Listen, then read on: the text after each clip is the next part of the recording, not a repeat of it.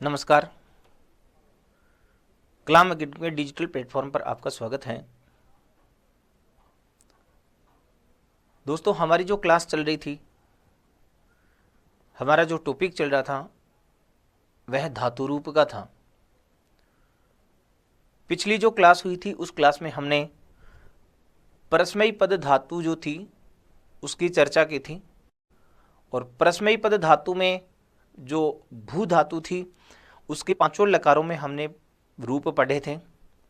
साथ ही लिट लकार में धातु के जब रूप लिखे जाते हैं तो वो कहाँ तो परिवर्तित होते हैं और कहाँ परिवर्तित नहीं होते, या जो परिवर्तन होता है वो किस रूप में होता है, ये जो सारी चर्चा है वो हम पिछली क्लास में कर चुके हैं।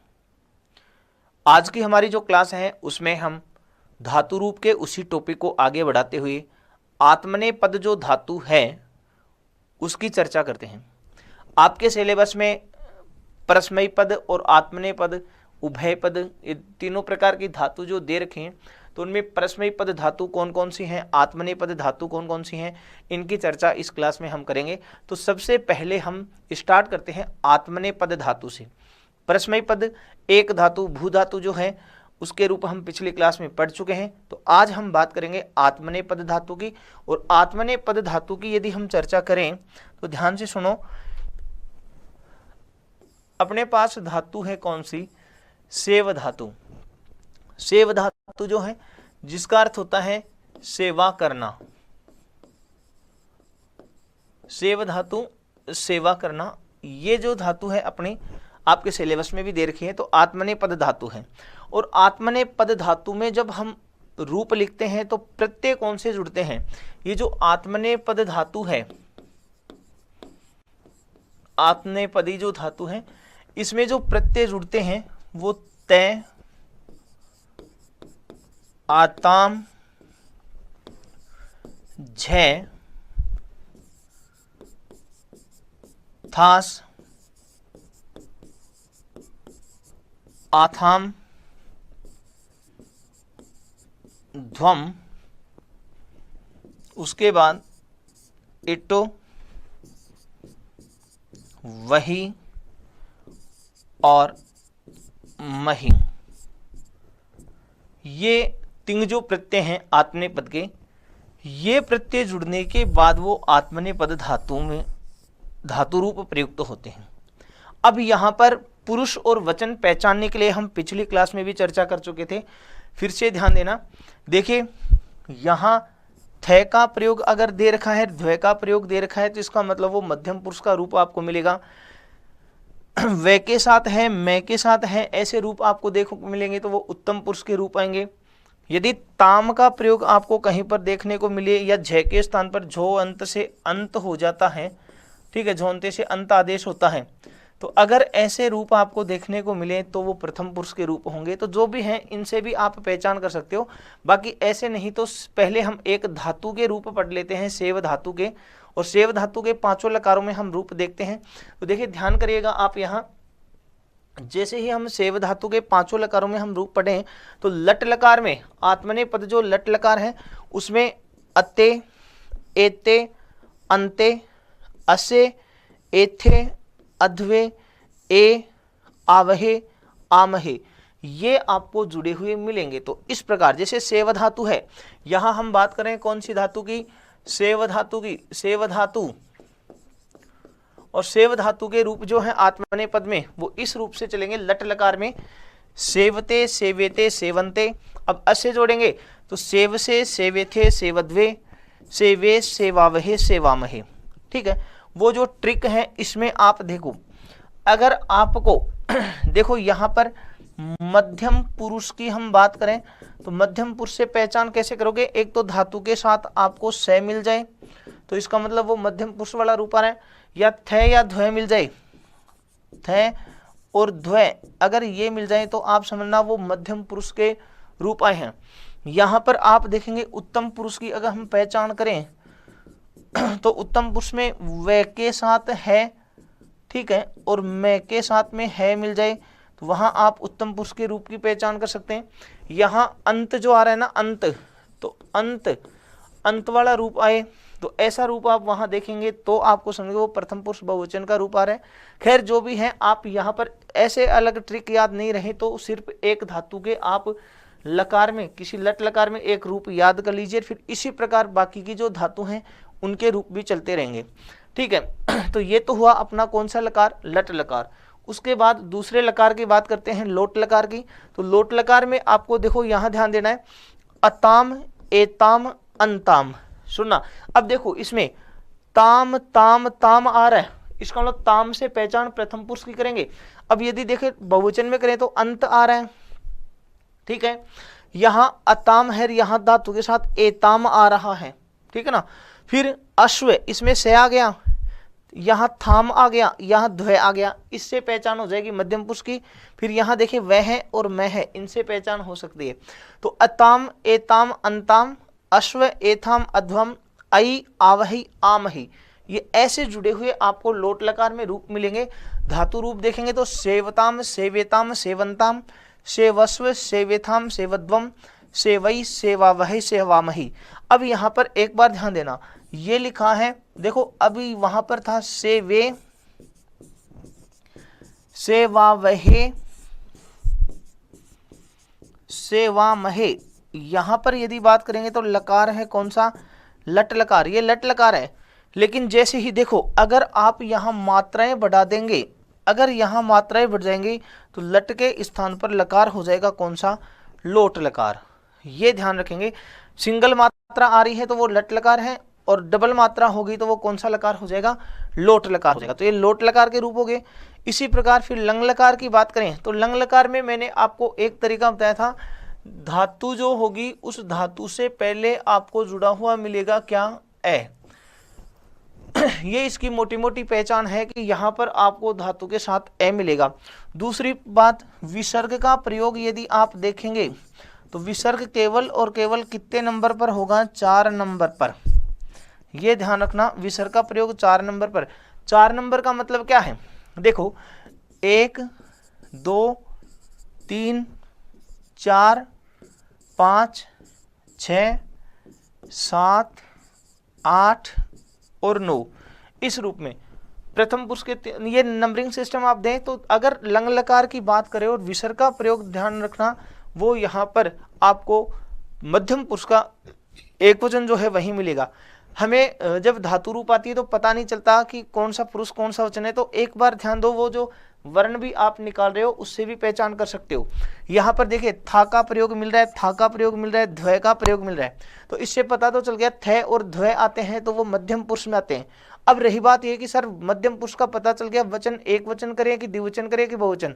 तो मैंने ये कहा अगर लंग लकार का रूप है तो अर्थ थ आ रहा है तो समझ लो वो मध्यम पुरुष तो है, लेकिन वचन कौन सा करें। अब थ के साथ अगर विसर्ग का प्रयोग दे रखा है तो एक वचन कर दो, और विसर्ग नहीं दे रखा है तो फिर वो द्विवचन करो।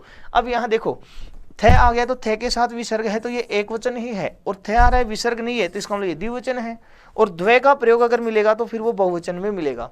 ऐसे अब रूप कैसे करोगे, ऐसेवत, ऐसेवेताम, ऐसेवंत, ऐसेवथा, ऐसेवेथाम, ऐसेवद्वम, ऐसे वे, ऐसे वा वही, यहाँ वही मिलेगा, ऐसे वा वही, ऐसे वा मही, ऐसे रूप आपको मिलेंगे, वो लंग लकार होगा। उसके बाद विधिलिंग लकार की हम बात करें तो विधिलिंग लकार में मैंने आपको पहचान के लिए ये कहा था, धातु आएगी और धातु के साथ एक तो एक ही ध्वनि होगी, उसमें कौन सी ध्वनि आएगी भाई, एक ही ध्वनि, और आपको ये दिखाई देगा। ठीक है ना, ये पहचान शॉर्ट ट्रिक आप निकाल सकते हैं। धातु रूप लिखा हुआ आ जाए, उसमें धातु के साथ एक ही ध्वनि आ जाए और ये का रूप आपको देखने को मिल जाए, वहां विधिलिंग लकार बता देना, बाकी पहचान वो वर्णों से हो जाएगी। जैसे सेवेत, अब सेवेत में वे की ध्वनि कहाँ से, जैसे सेव और फिर एक ही ध्वनि आ गई एत। अब देखो ये एक ही ध्वनि आ रही है ना, तो एक ही ध्वनि अगर आपको मिले इसका मतलब वो विधिलिंग लकार आया है। एक ही ध्वनि के साथ आप कौन सा लकार करेंगे, विधिलिंग लकार करेंगे। ठीक है, इसी प्रकार आगे की चर्चा करते हैं। अब यहाँ पर आप द्विवचन में रूप देखो, एक ही ध्वनि भी आ रही है, साथ में ये का प्रयोग भी है, तो सेवे या ताम, सेवेरन, एक ही ध्वनि के साथ आ रहा है रूप। ठीक है, यहाँ थ का प्रयोग दे रखा है तो यहाँ ध्वय का प्रयोग दे रखा है। अब थ में यहाँ पर भी विसर्ग का प्रयोग है, तो विधिलिंग लकार में भी आप ये ध्यान रखें, विसर्ग का प्रयोग जो है आत्मनेपदी में, परस्मैपदी में तो प्रथम पुरुष बहुवचन और मध्यम पुरुष एक वचन है, जबकि आत्मनेपदी धातु में यदि आप बात करेंगे तो आत्मनेपदी धातु में विसर्ग का प्रयोग जो है वो सिर्फ और सिर्फ मध्यम पुरुष का जो एक वचन है वहीं पर देखने को मिलेगा। अब पहचान आप ए और ये से कर सकते हैं, सेवेत, सेवेयाताम, सेवेरन, सेवेथा, यहाँ रूप रहेगा सेवेथा, सेवेयाथाम, सेवेद्वम, सेवेय, सेवे वही, सेवे मही। इससे आपको विधिलिंग लकार की पहचान करनी है। उसके बाद में अंतिम जो लकार है इसका लिट लकार। लिट लकार की हम बात करें तो लिट लकार में अपन ने ये कहा था, देखो लिट लकार की पहचान के लिए आप क्या करेंगे, मैंने 3 अक्षर बताए थे, या तो आप श से प्रयोग करो, या मूर्धन्य से प्रयोग कर लो, या क्ष से। इन वर्णों से आप पहचान कर लेंगे कौन से लकार की, लिट लकार की। लिट लकार की पहचान आप इन 3 से कर लीजिए। दूसरी बात एक और, लिट लकार में जो रूप हैं, देखिए परस्मैपदी धातु में भी अपन ने ऐसा ही पढ़ा था, और आज आत्मनेपदी धातु की बात करें तो उसमें भी ऐसे ही पढ़ेंगे। परस्मैपदी धातु में जो लट लकार है उसी के समान समानांतर जो है वो आप कहेंगे लट लकार के समान ही लिट लकार रूप चल रहा है। और यदि आत्मनेपदी में भी आप बात करेंगे तो यहाँ देखने को आपको मिलेगा कि जैसा लट लकार था वैसे ही कौन सा लकार है, ये लिट लकार। अब वहां आपने ये पढ़ा था सेवते, वहां सेवते कहाँ था, यहाँ सेविष्यते है, ठीक है ना, शते, अत्य की जगह शते, तो सेवते, सेवेते, सेवंते, रूप बन जाएगा सेविष्यते, सेविष्यते, सेविशन्ते, फिर सेविष्यसे, सेविष्यथे, सेविष्यद्वे, सेविष्ये, सेविष्यावहे, सेविष्यामहे। इस तरीके से आपको लिट लकार के जो रूप हैं वो चुनने हैं, ठीक है। तो ये तो पता चल गया आपको कि सेव धातु जो है। अब आगे की चर्चा ये है कि सेव धातु जो है ये 5 लकारों में अपन ने जो पढ़ी है, इस सेव धातु के समान ऐसी आत्मनेपदी धातु और कौन सी है जिनके रूप इस सेव की तरह चलते हैं। तो ध्यान दो, सेव के समान रूप चलने वाली जो धातु हैं उनमें आप कहेंगे लब धातु है, वृत धातु है, वृद्ध धातु है, याच धातु है, मुद धातु है, नी धातु है, इसी प्रकार जन्य, शुभ, सह, रुच इत्यादि ये जो धातु हैं, इन धातुओं के रूप आप किसकी तरह चलाएंगे, सेव की तरह। अब सेव की तरह रूप कैसे चलना है वो सुनना। अगर हम लब धातु की बात करें, लब की, तो रूप बन जाएगा लबते, सेव का सेवते, तो लब का लबते। यदि हम बात करते हैं वृत्त की तो वृत्त धातु का बन जाएगा क्या, वर्तते। यदि इसी प्रकार हम बात करते हैं वृद्ध धातु की तो वृद्ध का रूप बनेगा यहाँ वर्धते। इसी प्रकार यदि हम याच धातु की बात करते हैं तो इसका रूप बन जाएगा याचते। इसी प्रकार धातु आ गई मुद धातु, तो मुद के रूप लिखेंगे तो बनेगा मोदते। इसी प्रकार आगे धातु दे रखिए नी धातु, तो रूप बन जाएगा नयते। इसी प्रकार हम बात करें जन धातु तो जन का बनेगा जायते, जायते, ठीक है। अब आगे इसी प्रकार रुच सह धातु, शुभ धातु दे रखी है तो शुभ का रूप लिखेंगे तो शोभते, शोभते बन जाएगा। इसी प्रकार धातु है सह धातु, तो सह का रूप लिखेंगे तो सहते। इसी प्रकार आगे धातु दे रखी है रुच धातु, तो रुच का रूप लिखेंगे तो बनेगा रोचते। समझ में आया। तो इस तरीके से सेव धातु जो है उस सेव धातु के समान ये जो हमें आत्मनेपदी धातु देखने को मिल रही है, इन धातुओं के रूप भी आप सेव की तरह ही प्रयुक्त करेंगे, ठीक है। तो ये अपने आत्मनेपदी धातु ही सेव धातु। तो आरंभ में तो अपन ये बात करें कि पिछली जो क्लास थी उसमें एक धातु ली थी परस्मैपदी धातु, भू धातु, उसके रूप पढ़े हैं, और इस यहाँ पर अपन ने आत्मनेपदी धातु है सेव धातु, उसके रूप पढ़े हैं। अब सिलेबस में और आपके पाठ्यक्रम में और भी जो धातुएं हैं तो उन धातुओं में कौन सी धातु के रूप किसकी तरह चलते हैं, अब उन सभी धातुओं के संक्षिप्त रूप में जो धातु रूप दे रखे हैं उन पर एक नज़र डाल लेते हैं, वो किस किस रूप में किसकी तरह रूप लिखा जाता है। चलिए आगे बढ़ते हैं। हस धातु और उसका लट लकार। हस का अर्थ होता है हंसना, हस का अर्थ क्या होता है, हंसना। अब हस धातु के जब रूप आप लिखेंगे तो लट लकार में रूप लिखा जाएगा भू धातु के समान। किसके समान चलेंगे, भू के समान, भूस धातु के समान, हसती, हसते हैं, हसंती, हससी, हसथे हैं, हसथ, हसामी, हसावह और हसामह। ये लट लकार हो गया। लोट लकार के यदि हम बात करें लोट लकार में, तो लोट लकार में वो भी भू धातु की तरह ही चलना है। हसतु, हसताम, हसंतु। फिर मध्यम पुरुष में हस, हस्तम,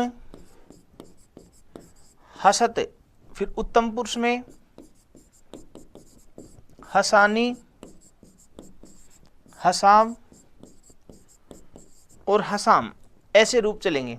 तो ये लट लकार हो गया, ये लोट लकार, ठीक है। इसी प्रकार आगे की हम बात करें तो लंग लकार में रूप भू के समान ही चलेंगे। तो देखिए ए हसत, ए हस्ताम, ए हसन, ए भवत, ए भवताम, ए भवन। तो यहाँ पर आप जो धातु रूप आपके सामने लिखे गए एक नज़र उन पर मानते चलेंगे। बाकी मैंने आपको पहले तरीका बता चुका हूँ कौन सी धातु के रूप किसकी तरह चलेंगे। तो याद रखना हस धातु के जो रूप हैं वो किसके समान आप चलोगे, भू धातु के तुल्य, भू धातु के समान, ठीक है। तो भू धातु के आपके रूप पढ़े हुए हैं, वहाँ उन्हीं के अनुसार आप बना लेंगे। वहाँ ए भवे, ए भवतम, ए भवत, तो ए हस है, ए हस्तम, ए हसत, ए हसम, ए हसाव, ए हसाम। हसेत, हसेताम, हसेयु, हसेहे, हसेतम, हसेत, हसेयम, हसेव, हसेम, ठीक है। इसी प्रकार भविष्यति पढ़ा था तो हसीशति, हसीशत है, हसीशंति, हसीसी, हसीशत है, हसीशत, हसीश्यामी, हसीशाव, हसीश्याम। तो हस धातु के रूप भू धातु की तरह। उसके बाद अगली जो धातु है पठ धातु, पठ धातु के रूप भी आप किस धातु की तरह चलोगे, भू धातु के समान। इसको भी आपको अलग से रटने की जरूरत नहीं है, जहां पर भवती लिखा है वहां पर पठती आ जाएगा। तो पठती, पठते, पठंती, पठसी, पठते, पठत, पठामी, पठावह, पठामह। इसी प्रकार लोट लकार में पठतु, पठताम, पठंतु, पठ, पठतम, पठत, पठानी, यहाँ पठाव है, ये पठानी, पठाव, पठानी, पठाव, पठाम, ठीक है ना, इस रूप में ये।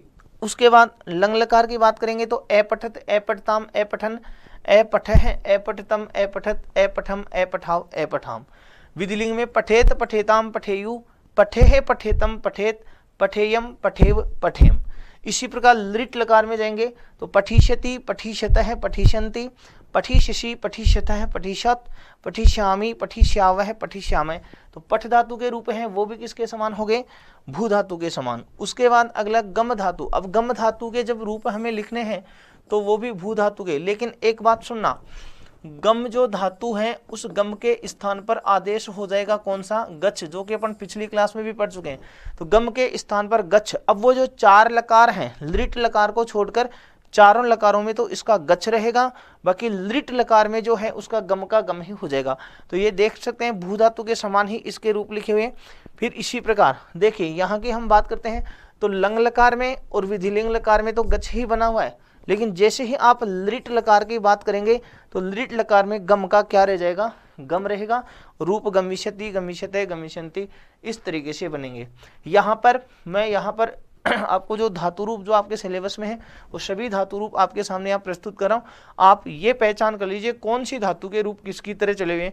तो गम धातु के रूप जो हैं, ये गम धातु जो हैं वो भी किस धातु के समान इसके रूप मिलेंगे आपको, भू धातु के समान ही प्रयुक्त होंगे।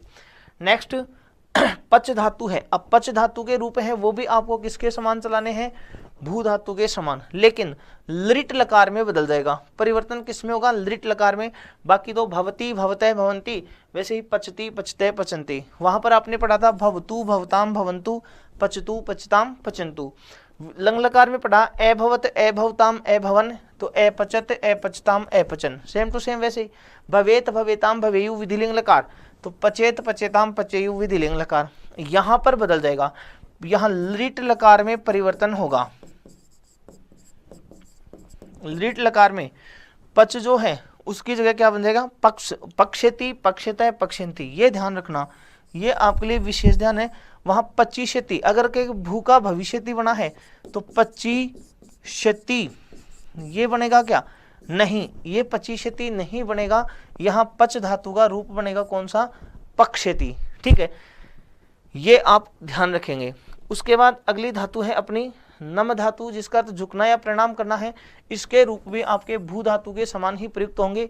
जैसे भवती भवतः भवंती तो नमति नमतः नमंती, भवतु भवताम भवंतु तो नमतु नमताम नमंतु, ऐसे रूप आप बनाएंगे। इसी प्रकार लंग लकार, विधिलिंग लकार और लिट लकार। अब लिट लकार में इसके रूप नश्चय पदांत से झली से क्या होता है, जो नम और फिर उसके साथ क्षति दे रखा है ना, तो यहाँ पर जो मैं है, मैं के स्थान पर अनुस्वार बन जाएगा और रूप बन जाएगा अपना क्या, नंशति। तो नमिष्यति के स्थान पर यहाँ नंशति बनेगा, फिर भविष्यति वैसे ही नंशति नंशतः नंशन्ति, ऐसे रूप बन जाएंगे। तो नम धातु के रूप भू के समान हो गए। नेक्स्ट धातु है पा धातु। पा का अर्थ होता है पीना, और यहाँ पर पा का क्या बन जाएगा, पिब। पा का क्या बन जाना है, पिब बन जाना है। अब पिब की बात करेंगे तो चार लकारों में तो पिब रहेगा, लेकिन लिट लकार में पा का पा ही रह जाएगा। फिर अब बाकी के रूप भू धातु के समान देख लीजिए। इसी प्रकार आप यहाँ देखेंगे लंग लकार, विधिलिंग लकार भू धातु के समान है। लिट लकार में रूप लिखेंगे तो ये पा जो है वो कौन सी धातु है, आकारांत, आकारांत धातु है। और आकारांत धातु की चर्चा अपन कर चुके हैं। आकारांत धातु में जब लिट लकार में रूप लिखा जाता है तो बिना परिवर्तन ही शेष प्रत्यांश जुड़ जाते, तो पा का पाश्यति ही रह जाएगा। तो ये होगी पा धातु। अगली धातु है जी धातु, जिसका अर्थ होता है जीतना।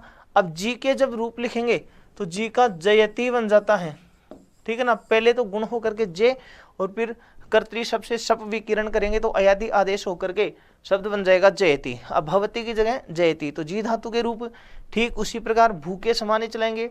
लेकिन एक बात याद रखना, अगर लिट लकार में करेंगे जी तो यहाँ पर जो ई है, ई का गुण क्या हो जाएगा, ए, इसलिए रूप बनेगा जे। और फिर चल जाएगा जेष्यति जेष्यतः जेष्यन्ति, जेष्यसि जेष्यतः जेष्यत, ऐसे रूप चलेंगे, ठीक है ना।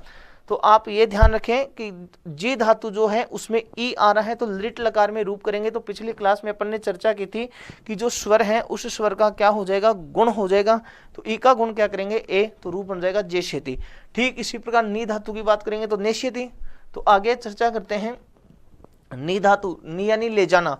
अब इसके रूप की भी हम चर्चा करें तो देखो, जैसे ही भू धातु के रूप चले हुए हैं वैसे ही नी धातु के रूप है, बस बदलना है तो कौन सा, लिट लकार, ठीक है। तो यहाँ आप ध्यान दें, नी धातु के रूप भी सेम वैसे आ रहे हैं। यहाँ नी जो है, इस नी में न और क्या है, ई, तो ई का गुण क्या कर देना है, ए, तो रूप बन जाएगा क्या, ने। ये चर्चा भी हम पिछली क्लास में कर चुके हैं। ई का गुण एक न, तो रूप बन जाएगा निश्चिति। तो बाकी भू धातु के समान रूप है। नेक्स्ट धातु आपके सिलेबस में है लिख धातु। लिख धातु के रूप भी आप भू धातु की तरह ही प्रयोग कर लीजिए, लिख के भी भू के तरह ही। लिट लकार जो है, लिट, लिट में ली का लेख बन जाएगा, लेख, और फिर इष्यति, लेखिष्यति, लिट में ही रूप चेंज होगा। बाकी तो जो चार लकार हैं उनमें तो भू धातु के समान ही प्रयुक्त होना है। अब देखिए यहाँ लिख धातु जो है, ठीक है, मैंने बताया था लिख में ले, ई और ख है। तो लिट लकार में रूप लिखते समय उपधा में जो लघु स्वर है उसका क्या करना है, गुण करना है। और सेठ धातु होने के कारण इट का आगम हो गया, रूप बन जाएगा लेखिष्यति, ठीक है। बाकी के रूप इस तरीके से। तो लिख धातु जो है चारों लकारों में तो रूप चलेंगे, लिट लकार को छोड़कर बाकी के जो चार लकार हैं उसमें तो आप भू धातु की तरह रूप बनाएंगे। और लिट लकार जो है उसमें उपधा में लघु स्वर का गुण करके फिर रूप बनेगा लेखिष्यति। क्लियर। नेक्स्ट दृश्य धातु है। इस दृश्य धातु का दृश्य, जो दृश्य धातु है, और इस दृश्य धातु का रूप जो है, दृश्य धातु के रूप वो भी आपके भू धातु के समान ही प्रयुक्त होंगे।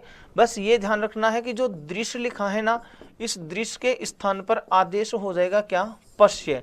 दृश्य के स्थान पर क्या हो जाएगा, पश्य। और चार जो लकार हैं लृट लकार को छोड़कर उन चारों में तो पश्य होकर के फिर रूप चलेगा। अब पश्य होकर रूप चलेगा तो देखिए भवती भवतय भवंती, वैसे ही पश्यति पश्यतय पश्यन्ति, तो भू धातु के समान प्रयोग कर दो चार लकारों में, इसलिए अलग से रटने की जरूरत नहीं है। याद इतना रखना है, दृश्य के स्थान पर क्या करना है, पश्य। धातु पूछे तो पश्य धातु नहीं बताएंगे, मूल धातु दृश्य होगी। आगे चलते हैं, ये देखो लंग लकार और विधिलिंग लकार जो है उसमें तो आपके रूप बने हुए हैं दृश्य धातु के भू धातु के समान, लेकिन जैसे ही हम लृट लकार की बात करेंगे तो दृश्य जो है ना, सृजी दृश्य और लम की वो सूत्र है, उसके अनुसार द्रि का दृक्ष्य बन जाएगा, दृक्ष्यति रूप बन जाएगा, ठीक है ना। दृश्य का दृक्ष बन के और फिर रूप बनेगा दृक्ष्यति दृक्ष्यते दृक्ष्यन्ति, यहाँ द्रि का द्रय बन जाएगा। इसको आपको विशेष ध्यान रखना है, ठीक है ना, इस तरीके से। उसके बाद अगली धातु है त्यज धातु, जिसका अर्थ होता है छोड़ना। इसके रूप आप लिखेंगे तो भी वो ही भू धातु के समान, त्यजती त्यजते त्यजंती त्यजतु त्यजताम त्यजंतु। तो ये तो जहां तक मैं समझता हूँ एक धातु से बाकी की कौन कौन सी धातु हैं उनके रूप आप आसानी से निकाल सकते हैं। अब मैं आपके सामने स्क्रीन पर जो जो धातु हैं उनके रूप कैसे लिखे जाते हैं वो सारे प्रस्तुत कर लेते हैं। त्यज धातु के रूप ऐसे होंगे, लृट लकार में याद रखना त्यज का त्यक्ष्यति बन जाएगा, ये आप विशेष ध्यान रखेंगे क्योंकि यहाँ पर जो है ना रूप बदला हुआ मिलेगा और वही आपसे पूछा जाएगा। उसके बाद अगली धातु है कथ धातु। कथ धातु निजंत धातु है, जिसके हम जब रूप लिखेंगे कथ धातु के तो बन जाएगा कथय, फिर रूप बनेंगे कथयति कथयते कथयंती, ऐसे रूप चलेंगे, फिर वो भी भू धातु के समान हो गए। यहाँ पर देख लीजिए लोट लकार में भी इसी प्रकार लंग लकार और इसी प्रकार विलिंग लकार। जब लास्ट में लृट लकार की हम बात करेंगे तो कथयिष्यति बन जाएगा, लृट लकार में क्या बन जाएगा, कथयिष्यति, ऐसे बनेगा। फिर उसके बाद आगे बात करें चिंत धातु, तो जैसे कथ धातु के रूप आए हैं भू धातु के रूप हैं वैसे ही चिंत के रूप लिखेंगे। चिंत का जब हम रूप लिखेंगे तो चिंत का पहले चिंतय कर लो, चिंत का क्या बन जाएगा, चिंतय, फिर वही कथयति वैसे ही चिंतयति, ठीक है। तो लट लकार हो गया, लोट लकार, लंग लकार, विधिलिंग लकार और लृट लकार भू धातु के समान चल रहे हैं ना। फिर आगे अगली धातु अपने पास है चुर धातु। अब चुर में देखो हलंत धातु है ना, तो उपधा में स्थित लघु स्वर का गुण कर लो, तो चुर का आपको कर लेना है चोर, चोरिये, चुर का क्या कर लेंगे, चोरिये, और फिर चोरियति चोरियतः चोरियंती, फिर भू धातु के समान आप इसके रूप चला लेंगे, ठीक है। ये देखो भू धातु के समान इनके रूप चलेंगे, फिर चोरीष्यति चोरीष्यतः चोरीष्यन्ति, ऐसे लृट लकार में रूप आ जाएंगे। उसके बाद नृत धातु है। अब नृत्य के रूप भी देखो, एक बात सुनना, नृत्य के रूप भी चारों लकारों में तो भू धातु के समान ही प्रयुक्त होना है। जैसे भवती भवतय भवंती तो नृत्यति नृत्यंतय नृत्यंती, ऐसे चलने हैं। तो लट लोट इसी प्रकार लंग विधिलिंग ये तो भू धातु के समान प्रयुक्त हुए हैं। लेकिन अब आगे के लृट लकार की बात करें, लृट लकार, तो लृट लकार में परिवर्तन क्या करना है, देखो धातु है अपने पास कौन सी, नृत, तो न री और तय, ऐसे है ना। उपधा में कौन सा स्वर है, री, री का गुण कर लो, री का गुण करेंगे तो क्या हो जाएगा, अर, तो गुण हो करके फिर लृट लकार में रूप इसके इस तरीके से बनेंगे। तो लृट लकार में नृत धातु के दो प्रकार से रूप लिखे जाते हैं, एक तो नर्तिष्यति अर करके ऐसे कर दोगे, अगर ऐसे नहीं लिख रहे हो तो फिर नर्तष्यति, ये तो दो तरीके से रूप होंगे, ये भी सही है और ये भी सही है। आप ये ध्यान रखेंगे कि नृत धातु के दो प्रकार से रूप लिखे जाते हैं, नर्तिष्यति नर्तिष्यतः नर्तिष्यन्ति और एक नर्तष्यति नर्तष्यतः नर्तष्यन्ति, इस तरीके से ये दो तरीके से हम इसके रूप सुनेंगे। यहाँ इट का आगम है, इट का आगम होगा तो आप यहाँ ई का प्रयोग करके रूप लिखेंगे, और यहाँ इट का आगम नहीं करेंगे तो फिर सीधा ही नर्तष्यति रूप बन जाएगा। इस तरीके से ये नृत्य धातु के दो प्रकार से रूप। अगली धातु इसका देखो, इसका अर्थ होता है चाहना, और जैसे ही इस धातु के हम रूप लिखेंगे तो इसका क्या बन जाएगा, इच्छ बन जाएगा। अब इसका इच्छ बनेगा ना, तो लट लकार और लोट लकार ये दो, ध्यान सुनो, लट लकार लोट लकार तो भू धातु के समान है। जैसे भवती भवतय भवंती तो इच्छति इच्छतय इच्छन्ति, भवतु भवताम भवन्तु इच्छतु इच्छताम इच्छन्तु, ये दो रूप तो भू के समान। आगे देखो यहां हम बात करते हैं लंग लकार में। अब लंग लकार में ये ध्यान रखेंगे, सबसे इंपॉर्टेंट यही है आपके लिए, इसमें इसको आप विशेष ध्यान रखेंगे। वो कैसे, देखो यह ऐच्छत बना है ना, तो धातु से पहले क्या आ रहा है ए, और ए आने के बाद में रूप बना है ऐच्छत। तो यहां इसमें इस धातु में यह विशेष ध्यान रखना आपको कि ए इच्छत नहीं आएगा, ऐच्छत ऐसे रूप आएगा, ऐच्छत ऐच्छताम ऐच्छन ऐसे आएंगे, ठीक है। फिर इधर तो बाकी वही भू धातु जो है उसके समान, भवेत भवेताम भवेयु, इच्छेत इच्छेताम इच्छेयु। यहाँ पर ऐसी क्षति इसका गुण हो जाएगा, जो इस धातु है ना, तो इस है तो ई का क्या कर देंगे गुण, तो ऐसी क्षति ऐसी क्षत ऐसी शंति ऐसे रूप बन जाएगा लृट लकार में। तो ये धातु हो गई कौन सी, इस धातु। दा धातु, अब दाह धातु के रूप हैं वो इस तरीके से चलेंगे। अब देखिए, एक तो अपन ने इससे पहले जितनी भी धातु पढ़ी हैं उनमें इस धातु में जो लंग लकार है उसका रूप अलग से आया है, बाकी के सारे रूप जो हैं वो भू धातु के समान आज चले हैं। तो इतनी जितनी भी अपन ने इस धातु से पहले जो भू धातु पढ़ी है उसके समान आप रूप चला लेंगे। तो सारी के लिए एक धातु भू धातु होगी, आत्मनेपद आएंगी तो सेव धातु होगी। अब अलग से एक दो धातुओं के और रूप याद करें ना, तो उसमें आपको अलग से एक दा धातु के रूप अलग से ध्यान रखना है। और दा धातु में याद रखना बहुवचन में ददंती की बजाय क्या बनेगा, ददती, ये सबसे इंपॉर्टेंट है। और यहाँ पर भी ददतु, यहाँ पर भी ये विशेष ध्यान रखेंगे, ये रूप बनेंगे ऐसे। अब ददाती दत्तः ददती ददासी दत्तः दत्त ददामी दद्वः दद्मः, ये लट लकार हो गया। ददातु दत्ताम ददतु देही दत्तम दत्त, हाँ एक बात और है, दद नहीं मिलेगा यहाँ, देही मिलेगा। देही दत्तम दत्त ददानी ददाव ददाम, ये लट और लोट।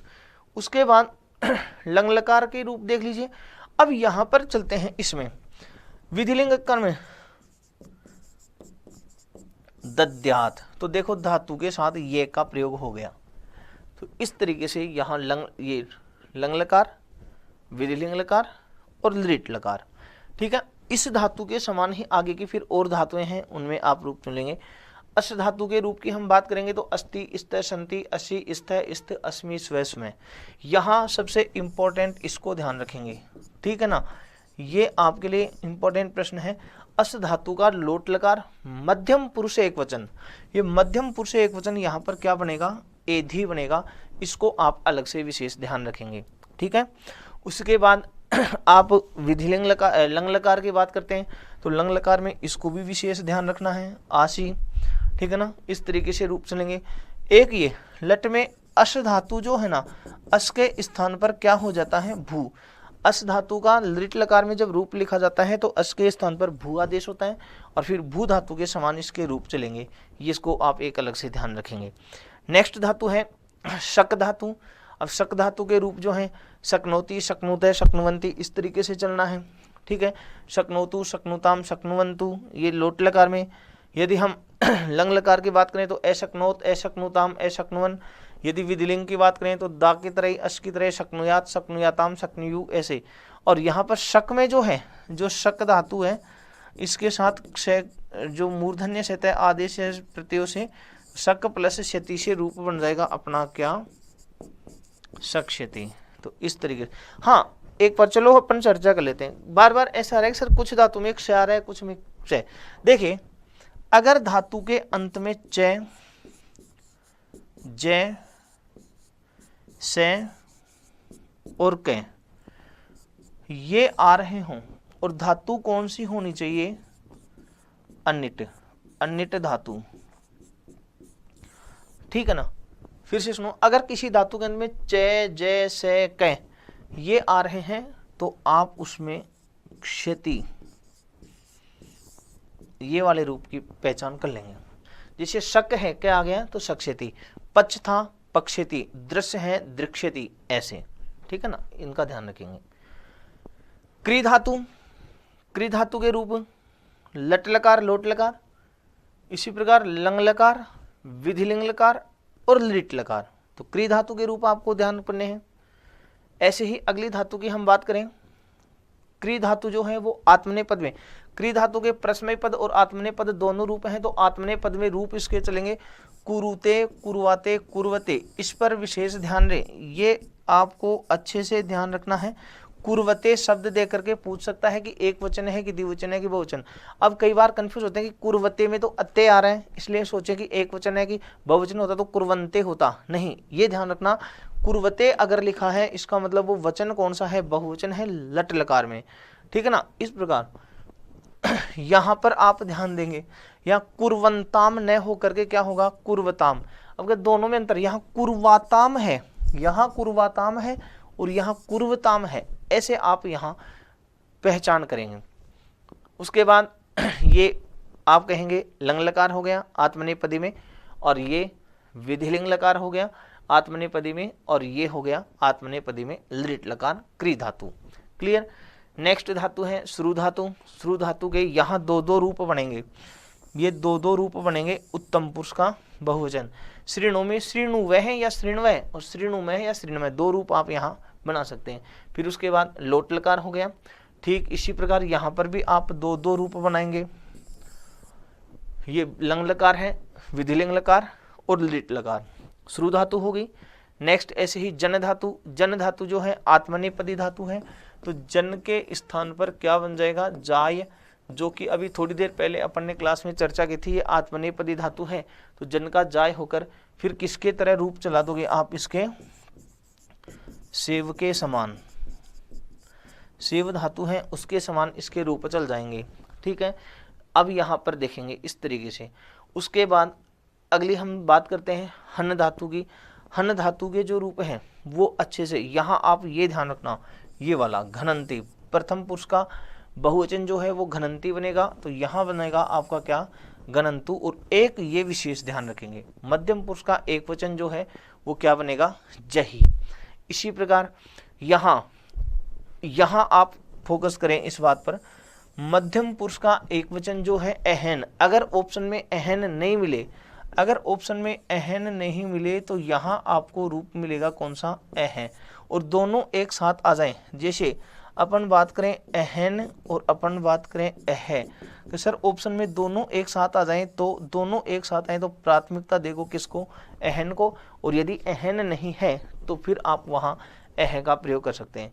माध्यमिक शिक्षा बोर्ड की कक्षा 10 की जो पाठ्य पुस्तक है उसमें हन धातु के जो रूप दे रखे हैं उसमें दे रखा है अह, और सामान्यतः अपन प्रौढ़ रचनानुवाद कौमुदी आदि की बात करते हैं तो वहाँ अहन दे रखा है। रचनानुवाद कौमुदी जो है कपिल द्विवेदी जी की, उसकी यदि हम चर्चा करें तो उसमें अह दे रखा है, इसलिए रूप तो दोनों ही होंगे और दोनों एक साथ आए। तो आरपीएससी ने ये प्रश्न सेकंड ग्रेड में पूछ भी लिया है, और ऐसे कंडीशन में ऑप्शन दोनों ही थे, और दोनों जब आएंगे तो आपको आंसर जो है वो आपको मानना पड़ेगा कौन सा, अहन, और जो आरपीएससी है उसने आंसर भी अहन को ही स्वीकार किया है। ठीक है, इस तरीके से आपको आंसर स्वीकार करना है। अगली धातु है लब धातु। लब धातु के रूप आप चलोगे सेव धातु के समान, जैसे ही सेव के रूप पढ़े हैं वैसे ही लब धातु के रूप हैं। यहाँ लभा वही है, यहाँ पर भी लभा वही। ठीक है, इसके बाद ये लंग लकार हो गया, विधिलिंग लकार हो गया। अब देखो यहाँ पर धातु तो है कौन सी, लब, और उसके साथ प्रत्यय जोड़ दिया अपन ने कौन सा, शते, तो सूत्र है खरीचय। खरीचय सूत्र के अनुसार चरत्व संधि करेंगे, और चरत्व संधि करके रूप बन जाएगा अपना लफ्यते। ठीक है ना, इस तरीके से ये बना है। उसके बाद याच धातु है। अब याच धातु की यदि परस्मय पदी में हम रूप लिखते हैं तो भू धातु के समान हो गए। ठीक है, परस्मय पद में तो धातु होगी भू धातु के समान, और यदि याच के आप आत्मनेय पद में रूप लिखते हैं तो वो सेव धातु के समान हो जाएंगे। याच सेवते सेवते सेवंते, वैसे याचते याचेते याचनते। क्लियर। ऐसे ही उसके बाद नेक्स्ट धातु अपनी मुद धातु, इसके रूप भी मैं शुरू में बता चुका हूँ, सेव धातु की तरह रूप चलेंगे इसके। ठीक है, फिर उसके बाद अगली धातु है वृत धातु, इसके रूप भी सेव धातु के समान ही प्रयुक्त होंगे। यहाँ ये वर्तते वर्ते थे ऐसे हैं ये, ठीक है ना, यहाँ पर इस रूप में है। उसके बाद वृत धातु के रूप हो गए। उसके बाद देखिए रुच धातु है, रुच का अर्थ होता है रुचि करना, इसके रूप भी सेव धातु की तरह ही चले हुए हैं। ठीक है, तो रुच धातु के रूप रोचते रोचते रोचनते करके सेव धातु के समान प्रयुक्त करेंगे। उसके बाद भज धातु है। अब भज धातु उभयपदी धातु है, तो इसमें परस्मय पद में तो भू के समान, भू धातु के समान ठीक है। परस्मय पद जब रूप लिखेंगे तो किस धातु के समान, भू धातु के समान। और यदि हम इसके आत्मनेय पद में लिखते हैं, आत्मनेय पद में यदि रूप लिखते हो तो लिखोगे किसके समान, सेव के समान। सेव धातु जो है उस सेव धातु के समान आपको आत्मनेय पदी में रूप मिलेंगे, ठीक है ना। इस तरीके से वहां आप रूप पहचानेंगे। उसके बाद आगे ज्ञा धातु है। अब ज्ञा धातु जो है वो परस्मय पद में तो रूप ज्ञा के स्थान पर जो ज्ञा धातु लिखी हुई है उस ज्ञा के स्थान पर बन जाएगा क्या, जान। ज्ञा के स्थान पर जान बनेगा, फिर रूप चलेगा जानाति, जानीते, जानंती, ऐसे रूप चलेंगे, है ना। हाँ, यहाँ ध्यान रखना, जानाते है नहीं बनेगा, ये विशेष फोकस करेंगे यहाँ पर, यहाँ नहीं आएगा यहाँ पर। इस तरीके से आप वहाँ पहचान करते हुए रूप लिखेंगे ज्ञा धातु का। फिर उसके बाद में ये लंग लकार आ गया, विधिलिंग लकार और लृट लकार, क्लियर। नेक्स्ट, ज्ञा धातु अगर आत्मनेपदी है तो आत्मनेपदी में जानीते, जानाते, जानते, ऐसे रूप चलेंगे। इस पर ध्यान करो, जानते नहीं, जानते, ऐसे यहाँ पर आप ये आत्मनेपदी जो धातु है ज्ञा तो उसके रूप ऐसे देखने को मिलेंगे, क्लियर। तो ये अपने सिलेबस में जो जो धातु थी उन धातुओं की चर्चा आज की इस क्लास में मैंने की है। यहाँ पर सभी धातु रूप लिखने के बजाय आपको धातु रूप लिखे हुए हैं, उनमें आप अक्षरों की पहचान करते हुए कौन से धातु के रूप, देखिए जब आप अपने पर्सनल नोट्स बनाते हैं तो पर्सनल नोट्स जब बनाएं तो आप ये जो एक धातु के समान दूसरी कौन सी धातु के रूप चले हुए हैं, है ना, तो उनका समूह है एक बना लीजिए और उनमें से कोई एक धातु याद कर लीजिए। जैसे अभी आप बात करते हैं दा धातु आ गई, क्री धातु आ गई, हन धातु आ गई, श्रु धातु आ गई, तो इसमें विधिलिंग लकार आदि में समान से रूप चल रहे हैं, है ना। तो आप ऐसे वहां पर चुन लीजिए कि कौन सी धातु के रूप किस किस की तरह चले, फिर उनका संबंध एक बना लीजिए। फिर जैसे भू धातु के समान कौन से लें, उनका संबंध एक बना लीजिए। सेव धातु के समान किस किस के रूप चलें, उनका संबंध एक बना लीजिए। और फिर उसके अलावा जो विशेष रूप है, जैसे अभी मैंने इंपॉर्टेंट करके आपको बताया था, जैसे जही आ गया, एधी आ गया, आसी आ गया, ठीक है ना, तो जो कुर्वते आ गया, कुर्वताम आ गया, तो ऐसे जो मुख्य रूप हैं जो इंपॉर्टेंट है, जैसे हन धातु का अहन आ गया, तो उनको आप अलग से अपने नोट बना करके उसमें लिख लीजिए और फिर उनके आधार पर उसकी तैयारी कीजिए, ठीक है। तो ये अपने धातु रूप का है। अब इसमें सारी धातुएं लिख लिख करके तो समझाने से मतलब ये है कि समय अधिक लगना है, उससे अच्छा तो ये है कि आपके पास सीट होगी धातु रूपों की जो आपको पीडीएफ मिल जाएगी ई नोट्स में, वहाँ से आप प्रत्येक धातु को पढ़ेंगे और अक्सर जो पढ़ने निकाले हैं शॉर्ट ट्रिक, उनसे आप उन धातु रूपों की पहचान करेंगे। अगली जो अपनी क्लास होगी उसमें हम अगले टॉपिक के साथ उपस्थित होंगे। जय हिंद।